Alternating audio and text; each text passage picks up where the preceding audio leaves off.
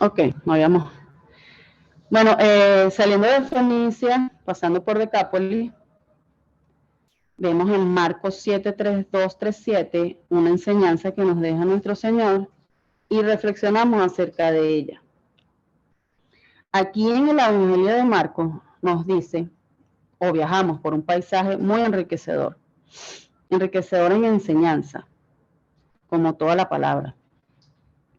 Como vemos una vez más, el Señor dignifica a los desvalidos, a los apartados, a los que están en un mundo lleno de soledad, en aislamiento, los abandonados, por tener limitaciones.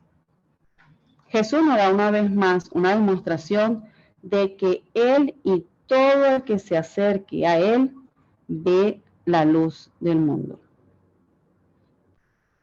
Y les invito a leer su pasaje en sus hogares, un pasaje muy hermoso, donde el Señor abre los oídos y abre la lengua de un sordo mudo.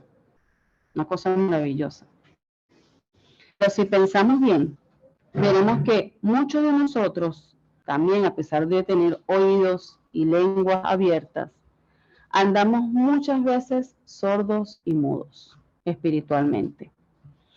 Incluso nos dejamos llevar por algunas otras posturas que no nos proporcionan ningún sacrificio. Nos llenamos de pesimismo, nos dejamos envenenar, nos alejamos de Dios y nos hacemos sordos e insensibles a la voz de Dios. Nos llenamos de entretenimiento, de todo lo que nos aparta de Dios. Pero el estar en Jesús, el recibirlo y el estar en comunión, nos abre esas puertas a una vida eterna y nos hace sensible a su voz. Debemos, hermanos, en esta noche, clamar y pedir primeramente perdón por todas esas ocasiones donde no hemos usado nuestros oídos, nuestros ojos para su gloria. Pidamos y dejemos que Él abra nuestros oídos y toque nuestra lengua para que nuestra vida cambie completamente. Seguimos en el viaje de Fenicia a Decápolis y vemos en Mateo 15, 29, 31 que nos dice la palabra que sanó a muchos. Aquí podemos visualizar que el ministerio de Jesús en gran parte era ser un sanador. Él impartía y realizaba milagros de manera instantánea. En este capítulo nos dice que sanó a muchos y volvemos a ver que no hay cifras, no hay nada contabilizado, porque habían demasiados. Habían cojos, habían ciegos, habían mudos, habían mancos, entre otras enfermedades, incluso del corazón y del alma. Cristo, hermano, puede sanar toda enfermedad y toda sanación es para su gloria, para hacer testimonio de su misericordia. Vemos otra cosa también aquí bien importante de resaltar, y en Mateo 15:30 dice que los pusieron a los pies de Jesús y los sanó. Wow. El lugar de bendición está a los pies de Cristo. El sendero para llegar a la perfecta sanidad es descender a los pies de Jesús. Amén. Y seguimos en el mismo estudio y vemos en Mateo 15, 32, 38 un milagro parecido a la de la semana pasada, donde está la alimentación de los 4,000. Aquí volvemos a ver la misericordia de Dios, compadeciéndose Él de toda la necesidad. La palabra dice que Jesús observa una circunstancia, una multitud. O sea, ellos tenían 3 días, dice la palabra, 3 días sin comer. Estaban ahí a los pies de Cristo. Y aquí podemos ver que Jesús no solamente elige, reúne, sino que también provee. Y todo esto por amor, por misericordia, por compasión. Convierte lo poco en mucho. Una gran multitud donde estaba saciando un hambre espiritual, pero Jesús no solamente vio eso, sino en su misericordia vio que habían pasado días y la gente no se había alimentado, que su alimento físico no lo tenía, pues no dudó en bendecirlos, en satisfacer, en dar seguridad a todos los que estaban allí presentes, y que utilizó pocos recursos. También vemos que Él satisface y bendice hasta que sobreabunde, porque al igual como en el otro milagro que también alimentó a los 5,000, o sea, sobró, y eso que no estaba contabilizado ni las mujeres ni los niños. Él satisface el alma y el cuerpo. Esto quiere decir, hermanos, que Él no pasa por alto nuestras necesidades. No olvidemos que tenemos un Dios que bendice y lo hace en abundancia. Pasamos ahora de Decápolis hasta Dalmanuta. Aquí vemos en Mateo 16, 1, 4 y en Marcos 8, 10, 12 esta enseñanza. En este capítulo de Mateo, que el Señor es tentado por fariseos y saduceos, pidiendo a estos ver una señal, una vez más pidiendo señal. Recordemos que los judíos estaban esperando a un rey que vendría a salvarlos de Roma, del yugo de Roma. Pero como Jesús rompió con todo lo que ellos esperaban, no sé si hay un micrófono abierto, ¿no? Okay. Bueno, Jesús vino a romper todo eso, Señor.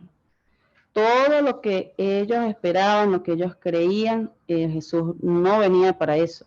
Jesús vino a salvarlos, pero no precisamente de Roma. Por eso ellos pedían señales. Y quizás la petición no era lo que estaba mal.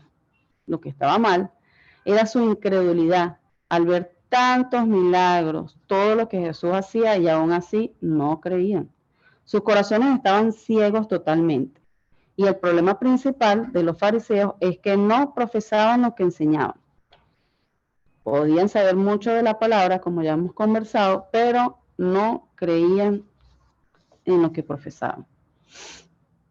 Luego pasamos de Dalmanuta hasta Betsaida. Aquí en Marcos 8, 22, 26, vemos a Jesús manifestándose una vez más y dando enseñanza que Él es la luz del mundo. Y vino a quitarnos esa venda de los ojos, ya que nuestros pecados, o con nuestros pecados, no vemos con claridad. Y vemos que en la guía nos dice que la esperanza y la fe, o sea, según nuestra fe, conseguiremos ver claramente como el ciego de Betsaida. Aquí viene una gran enseñanza, hermanos,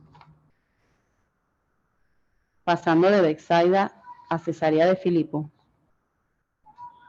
donde dice la confesión de Pedro acerca de Cristo. Y voy a leer ese versículo de Mateo 16, 13, 19.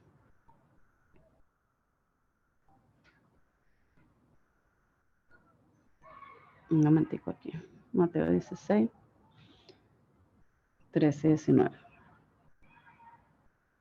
Okay. Viniendo Jesús a la región de Cesarea de Filipo, preguntó a sus discípulos diciendo, ¿quién dicen los hombres que es el Hijo del Hombre? Ellos dijeron, unos Juan el Bautista, otros Elías y otros o algunos los profetas. Él les dijo, ¿y vosotros? ¿Quién decís que soy yo? Respondiendo Simón Pedro, dijo, tú eres Cristo, el Hijo del Dios viviente. Entonces le respondió Jesús, bienaventurado eres Simón, hijo de Jonás, porque no te lo reveló carne ni sangre, sino mi Padre que está en los cielos. Y yo también te digo que tú eres Pedro, y sobre esta roca edificaré mi iglesia, y las puertas del Hades no prevalecerán contra ella. Y a ti te daré las llaves del reino de los cielos. Y todo lo que atares en la tierra será atado en los cielos. Y todo lo que desatares en la tierra será desatado en los cielos. Amén. Aquí vemos un acontecimiento bien importante. Este fue un viaje de retiro, un lugar apartado. Vemos aquí descrito también en la guía que un lugar hermoso. Y si leemos y analizamos este pasaje, vemos que al igual que Pedro, nosotros cuando recibimos a Cristo hacemos una confesión donde reconocemos a Jesús como Hijo de Dios. Y damos gracias por todo lo que hizo por nosotros. Y así como a Pedro, el Padre reflejó, asimismo el Espíritu Santo nos convenció y nos mostró el camino hacia Jesús. Y colocó propicio este pasaje en esta noche para decir lo siguiente, hermano. Que por eso debemos considerar en saber quién es Jesús, su vida, su camino, su obra. Debemos saber a qué vino, por qué nos salvó. Debemos descubrir cada uno de nosotros quién es Jesús en nosotros y así poder proclamar su vida y su obra. Hermano, no se puede hablar de lo que no conocemos. Por eso Jesús en esta noche quizás nos hace también la misma pregunta a nosotros y bien personal.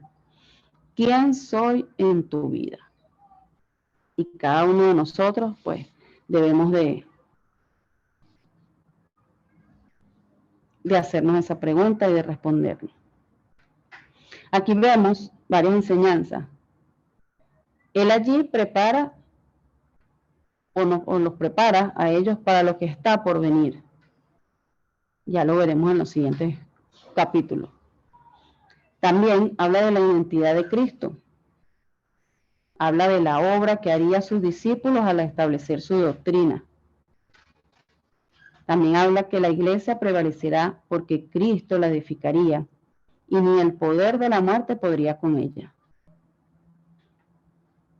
Y aquí también tenemos otra pregunta. No sé si también ustedes se las harán. ¿Qué son las llaves que Jesús le dio a Pedro? Las llaves que Jesús le dio a Pedro pues es el Evangelio de Cristo, la predicación. Y si buscamos en Lucas 11:52, se lo voy a buscarla rapidito para leérsela. Lucas 11:52, veremos por qué las llaves del Evangelio. Aquí en Lucas nos dice: ay de vosotros, intérpretes de la ley, porque habéis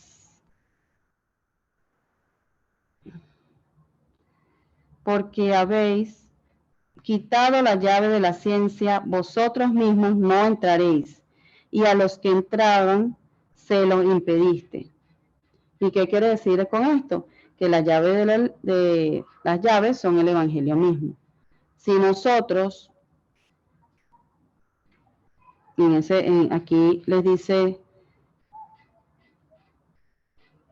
a los fariseos y a los intérpretes de la ley, que como ellos no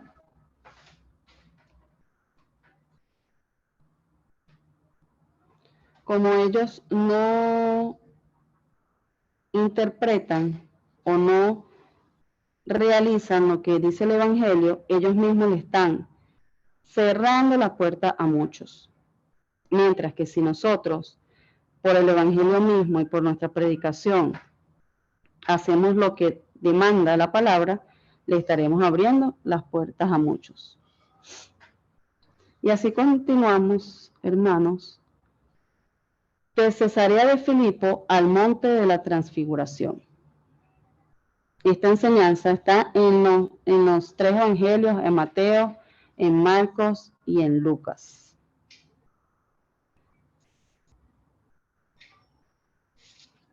Dice la palabra que 6 días después de haber probado a sus discípulos, preguntándoles quién era él, este evangelio es narrado en los tres, como les dije, en Mateo, en Marcos y en Lucas. Y lo que vemos aquí son varias cosas que les quiero mencionar. Primero, bueno, como todos los pasajes, este es un pasaje muy enriquecedor.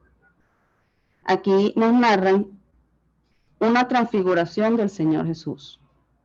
Esto quiere decir una transformación.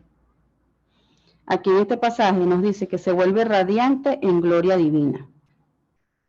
Lo primero que vemos de este pasaje es que los tres discípulos que él se lleva, que es Pedro, Jacobo y Juan, estaban aterrados. Vemos otra enseñanza, que era un evento único, que solo ocurrió una vez.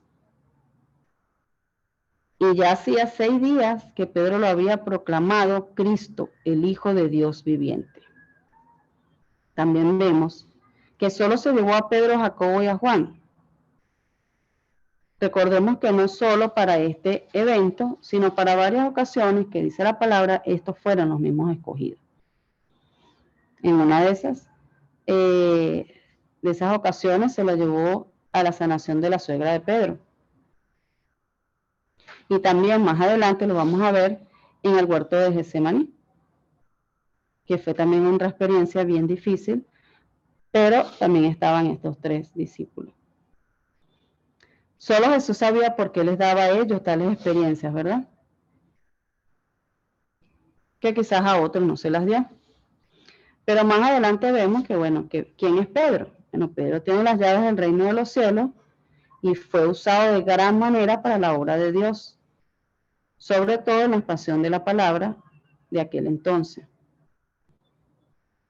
Jacobo, bueno, pasó a ser la cabeza de la iglesia de Jerusalén, la iglesia que celebró el primer concilio, que eso lo vamos a ver más adelante, ustedes lo van a ver más adelante cuando estudien Hechos. Y Juan, bueno, discípulo amado, elegido por Dios para escribir la última revelación, que es el Apocalipsis, ¿verdad? Entonces, volviendo al texto, Jesús se transfigura como un destello de luz brillante, sin quizás alguna palabra para definirlo, porque solo entender ese momento de Jesús era que irradiaba en gloria. No era solamente una luz, era que Él radiaba esa luz, que salía de Él la luz, pero de una manera inusual. O sea que una mente humana no se espera algo similar, pues.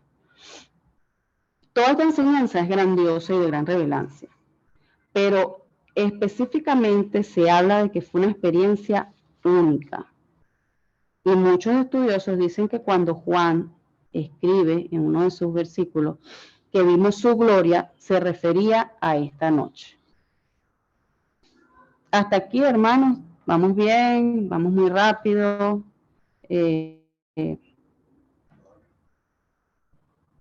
Vamos bien.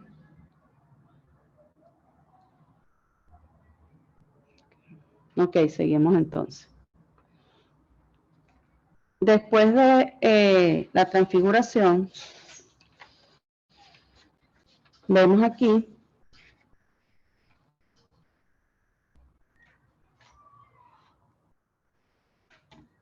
la sanidad del hijo endemoniado.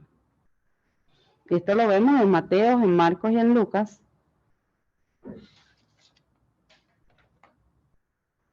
Y vemos que en nuestra guía nos dice que tiene un espíritu inmundo, el cual lo toma, lo sacude, hace echar espumarajo, estruje los dientes. O unos podían decir que era una enfermedad de la mente, pero todos estos problemas psicológicos y físicos fueron capaces o fue capaz Jesús de resolverlo. En ese entonces, pues todos los males lo identificaban, como una enfermedad de la mente, como una enfermedad así, de endemoniado, pues, era el nombre que le daban. Luego vemos en Mateo 17, 22, 23, que él predice sus sufrimientos. Era imprescindible que él tuviera tiempo con sus apóstoles a solas para convencerlos, ¿verdad? Pero en realidad no quedaba mucho tiempo, no le esperaba mucho tiempo.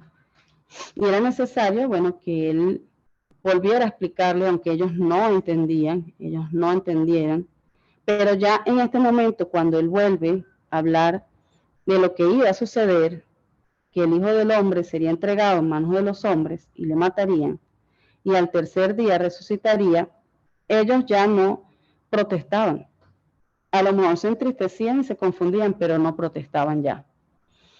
Él allí les vuelve a decir, les vuelve a explicar que era necesario padecer por los ancianos de la ley, morir y resucitar al tercer día. Vemos cómo ellos se entristecían, pero ya no caían en discusión del por qué o para qué era necesario. Luego pasamos a una enseñanza en Mateo 17, 24, 27, que el dinero del tributo. Aquí vemos, me salté, disculpen hermano, me salté la incredulidad de los hermanos en Juan 7, 1, 9. Vamos a leerla para esta palabra. Juan 7, 1, 9. Después de estas cosas, leemos la palabra en el nombre del Señor, Padre, Hijo y Espíritu Santo. Después de estas cosas andaba Jesús en Galilea, pues no quería andar en Judea, porque los judíos procuraban matarle. Estaba cerca de las fiestas de los judíos, la de los tabernáculos, y le dijeron sus hermanos, sal de aquí y vete a Judea, para que también tus discípulos vean las obras que haces. Porque ninguno que procura darse a conocer hace algo en secreto. Si estas cosas haces, manifiéstate al mundo, porque ni aun sus hermanos creían en él. Entonces Jesús les dijo, mi tiempo aún no ha llegado, mas vuestro tiempo siempre será presto. No puede el mundo aborrecerlos a vosotros, mas a mí me aborrece, porque yo testifico de él, que sus obras son malas. Subid vosotros a la fiesta, yo no subo todavía a esa fiesta, porque mi tiempo aún no se ha cumplido. Y habiéndoles dicho esto, se quedó en Galilea. Aquí vemos que el Señor Jesús nos dice que todavía no había llegado su tiempo y que si él se acercaba a esa fiesta, lo podían apresar. Entonces, indica aquí que había incredulidad entre sus hermanos y que bueno, que ellos no entendían por qué él hacía, no es que hacía las cosas en secreto, sino que debía cuidarse porque todavía no había llegado su tiempo. Y realmente él era el Mesías, pero no tenía por qué dar señales, no tenía por qué hacer o hacerles entender, porque ellos más tarde que temprano pues los iban a entender en su momento. Y Jesús había demostrado ya en muchos momentos su deidad, pero su tiempo y su hora no había llegado.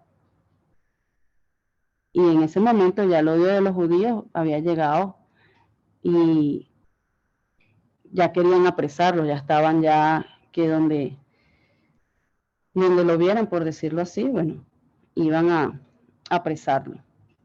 Luego ahora sí viene el dinero de los tributos, que lo vemos en Mateo 17, 24, 27, y aquí nos dice una enseñanza también maravillosa como todas las que nos tienen la palabra.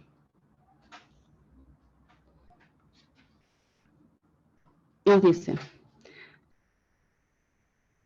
cuando llegaron a Capernaum vieron a Pedro, los que cobraban los 2 dracmas, y les dijeron, ¿vuestros maestros no pagan las 2 dracmas? Él dijo, sí, Y al entrar a casa, Jesús le habló primero diciendo: ¿qué te parece, Simón? Los reyes de la tierra, de quienes cobran los tributos de los impuestos, ¿de sus hijos o de los extraños? Pedro le respondió: de los extraños. Jesús le dijo: luego los hijos están exentos. Sin embargo, para no ofenderles, ve al mar y echa el anzuelo, y el primer pez que saques, tómalo y abrirle la boca, hallarás un estatero, tómalo y dáselo por mí y por ti. Estatero en griego, hermano, significa peso. Una moneda de aproximadamente 17 gramos de plata. Como decir, más o menos, no sé si hoy en día, 9, 10 dólares. Que era el valor exacto del impuesto por 2 adultos. Y aquí el Señor les da una enseñanza.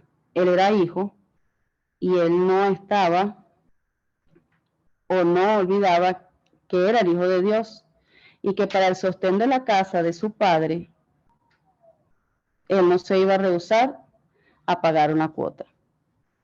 Lo saca del tesoro paterno. ¿Cuál es el tesoro paterno en este caso? Bueno, el pez que sacó Pedro y de ahí sacó su estatero. Hermanos, quedan 7 minutos. Vamos a otra. Ok, seguimos. Vamos ahora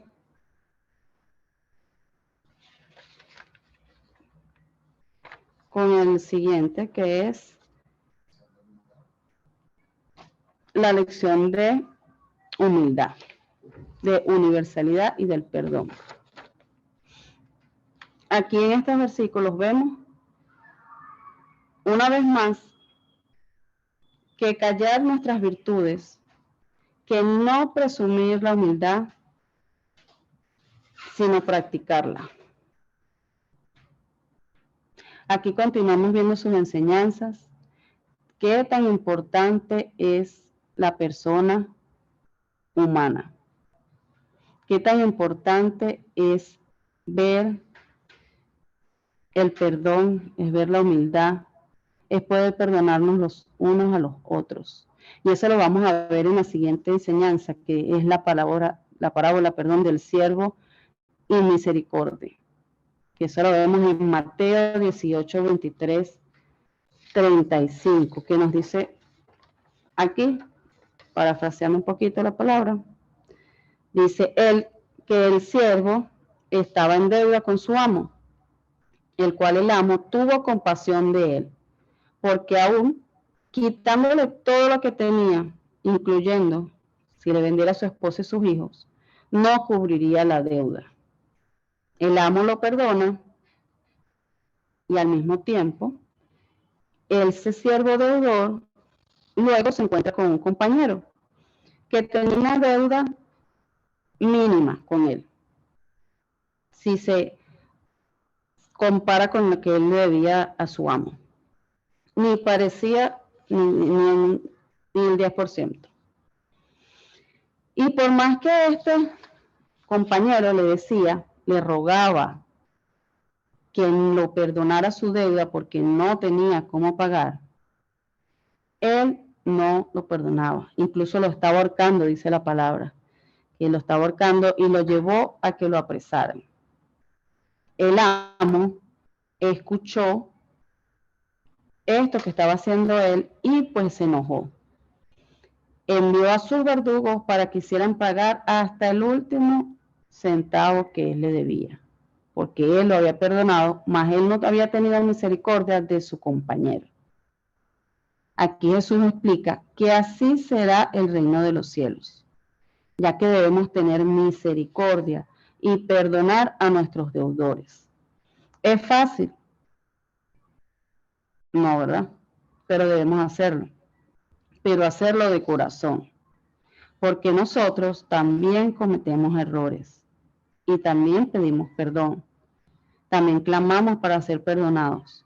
Y les pregunto, ¿a ustedes les gustaría ser perdonados o perdonar? Las dos cosas son, en su momento, quizás un poco difíciles, pero debemos hacerlo, porque a nosotros también nos gusta que nos perdonen. Así es, hermano Edward, las dos cosas, ¿verdad? Nos gusta que nos perdonen y también nos gusta perdonar porque eso nos alivia el alma, de verdad que sí. Luego viene el envío de los 70. Aquí, bueno, el Señor hace la misma enseñanza que les hizo en su momento cuando envió a los 12 de 2 en 2. Aquí envió a los 70. No es cierto, hermana Adelaida. Perdonar es bien difícil. Dicen que es de valientes. Pero si lo hacemos de corazón, de verdad que es una satisfacción inmensa. Inmensa. A veces yo creo que es mejor perdonar que pedir perdón. Ok, volvemos al envío de los 70. En este caso, hace la misma referencia, le da la misma información, la misma instrucción que les dio a los 12 en su momento. Aquí también nos envía de 2 en 2, les dice las mismas instrucciones, lo que deben y lo que no deben hacer, lo que deben llevar, el trabajo que deben realizar, cómo deberían comportarse, todo igual que hizo como los 12 cuando los envió a Galilea. Pero aquí, pues, por ser 70, se expandiría más su palabra, se expandiría más su obra, y esto es lo que estaban haciendo en ese momento al enviar en Lucas 10, 1, 16 lo encontramos, al enviar a los 70 a hacer el trabajo que primero hizo con los 12 en su momento, en la enseñanza pasada. Aquí, bueno, finalizamos con este tiempo. Tenemos 1 minuto. No sé si tienen alguna pregunta hasta ahora para salirnos y volver a entrar rapidito. Hermanos, si hay alguna pregunta, de verdad háganlo en este momento cuando tienen la inquietud para que puedan hacer sus asignaciones, de la mejor manera. Adelaida, todo claro. Gracias, hermana Adelaida, todo claro. ¿Algún aporte?